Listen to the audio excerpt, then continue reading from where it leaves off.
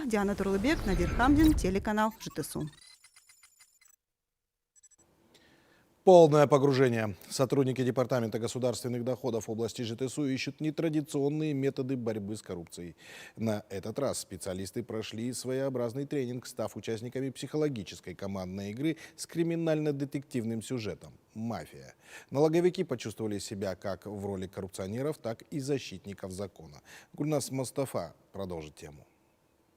Обман и коварство, нарушение договоров и альянсов, незаконная приватизация объектов и украденные бюджетные средства. События в игре развиваются по классике жанра. Уставшие от произвола честные жители самостоятельно вступают в бой с коррупционерами. Но найти инициатора неправомерных действий непросто. Все как в реальной жизни. Сотрудники Департамента государственных доходов примерили на себя разные роли, участвуя в такой интересной и полезной игре, как «Мафия».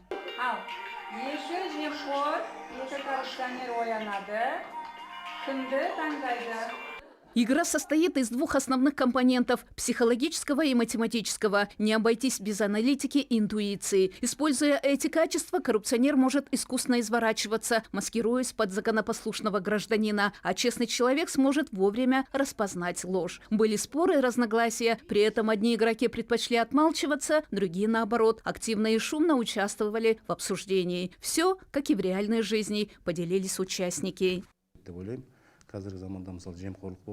Сейчас много коррупционных фактов, поэтому чаще нужно проводить такие встречи, такие игры. Когда находишься с закрытыми глазами и не знаешь, кто есть кто, это сбивает. Все как в жизни. При этом нужно суметь выявить нечистого на руку человека. Впечатление от участия в игре потрясающее. Для государственных служащих очень полезно участвовать в таких играх.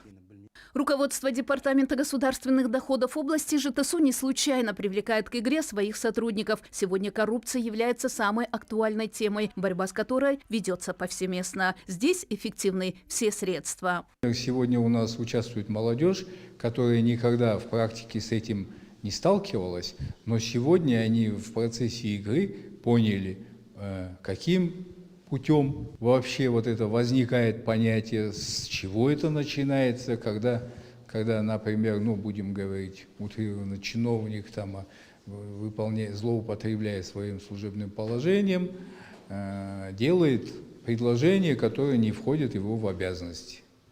Коррупция – система, в которую тем или иным образом включается все общество, а потому и для эффективной борьбы с ней необходимо участие всех активных граждан. По словам организаторов мероприятия, участие в игре «Мафия» позволяет испытать себя в разных ситуациях и даже найти определенные методы борьбы с коррупцией, а потому желающих стать участниками игры становится все больше. Гульназ Мустафа, Жасулан Шенгенже, телеканал ЖТСУ.